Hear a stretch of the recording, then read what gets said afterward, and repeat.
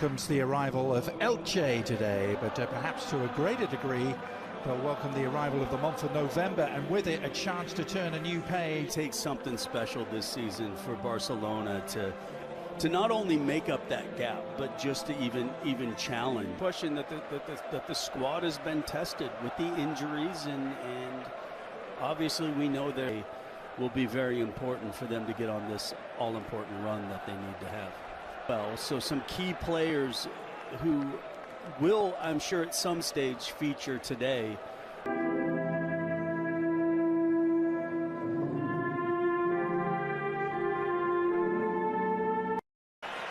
be very keen to make it fine. A comfortable first touch of the ball for Wojciech Szczesny, who, like we just saw in the counterattack, is exactly what Elche are looking. They're still going to be some situations. Frankie de Jong on the end of it.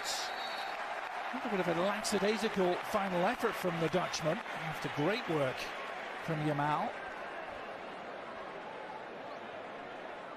Frankie de Jong still coming up with this match. I think they have Real Madrid coming up as well. In the form, both scoring and providing assists. Carrying it while the flag did ultimately come up. Again, one of those delayed flags.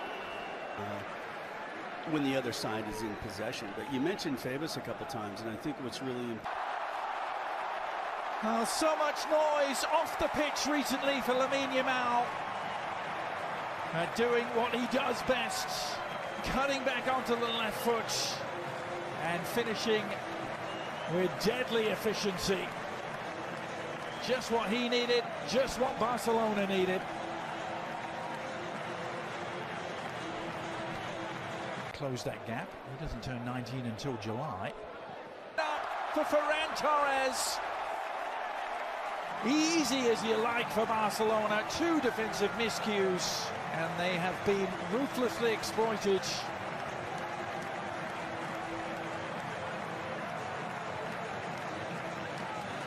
Yeah, I think this one, Adrian, was a little more unfortunate than just a poor giveaway. Has reached the 50-goal mark in his Barcelona career. With how comfortable Real Madrid beat Valencia yesterday. That, seeing Iñaki Peña claim that unchallenged. Peeled away, hadn't he, to the right. Those two, both new arrivals, have been spearheading the Elche attack. No problems posed for Szczesny. Yeah, where that's really key for the goalkeepers. Peña, who had started the season and for Barcelona in the absence of Ter Stegen. When you've had criticism, when maybe you said something dumb in the press as well, just go press every week. Yeah. Not Marcus Rashford much, but they will set up for take two from the corner. Hunting down his own rebound.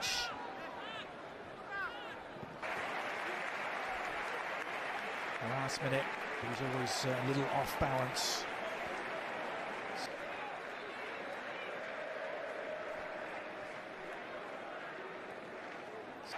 Another corner, nope. Last touch off Yamal, much to hit. Of the experienced players and the elder statesmen, for a decision, and he's going to get it. But this is also kind of a mark of a good side as well. And things like that just show the mark of a very good. Going to get there. Fernandez Mercado sold to New York City FC in MLS for some $10 million. Why? Everything. Good strike, but it just took too long to develop, and I felt, as we saw in that initial. Bendich with the right foot couldn't quite get enough curl. Cleared straight back to him. It's been caught again, and plenty in the crowd thinking that was worthy of it. The last-minute deflection, taking it over the bar. Again, I've been. Casado's shot is blocked, and then Yamal's and the teammate Iñaki Peña down to deny him. I don't know if you're necessarily letting them, because you might be thinking you're trying. So that's the last home game for the interesting looking cross. And again, why they haven't scored off. Scoring! It's Rafa Mir who's done it. Rafa Mir reducing the arrears, and Elche are back in business in Barcelona. And it comes at the ideal time, just before the break. 2 goals off of mistakes, and then I thought Barcelona kind of took a little bit off. Scramble clear. Ferran Torres was suddenly in acres of space, slap bang in the middle of the penalty. It's going to go against our Uho. Again, I just don't know how Elche thinks that they can allow. Some players seem to defy the odds. That man, Rafa Mir, who scored with Elche's only shot of that first 45 minutes. And it's the visitors who have made the one change at the start of the second half. Federico, and our good friend Alejandro Moreno.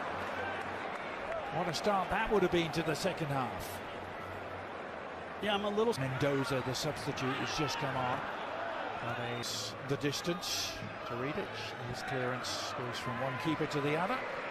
And Robert got it right that time with the sliding intervention. Alvaro Nunez in the post area, getting it clear.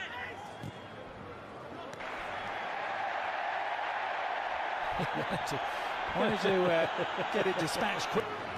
Liga's doing enough to stop him. Defensive presence as well, and that was enough to get offside.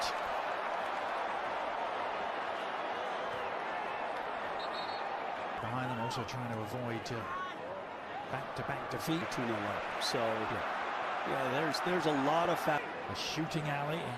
His effort cannoning into a defender falls for Yamal, who goes outside this time. Could actually hit his own man potentially. We'll see on the angle from which he scored, almost the same sort of finish. And Eder Sarabia loving what he has to recognize. He has to recognize when, yes, it's the right. Elche even got as much of a point here. It was over a decade ago. If you go back to May of 24. Win 2 or 3 in a row to get yourself out of the relegation zone. So they've put themselves in a great position. Can't quite believe the decision's gone against them here. What a finish! Marcus Rashford is loving life in Barcelona. And he has the goals to show for it. And he re-establishes the 2-goal advantage that Barcelona have been craving. There, Casey, one little ball over the top, and what a pass from Firmino. To put them in that kind of space, one-on-one, against the likes of the inform from Koundé, it allowed the recovery. And even if Rashford... Elche arrived here having only conceded 10 times. It's struck again. Second time they've hit it in the second half. And Frankie de Jong was the immovable object in his path. But it will be... It's showing that he can concede.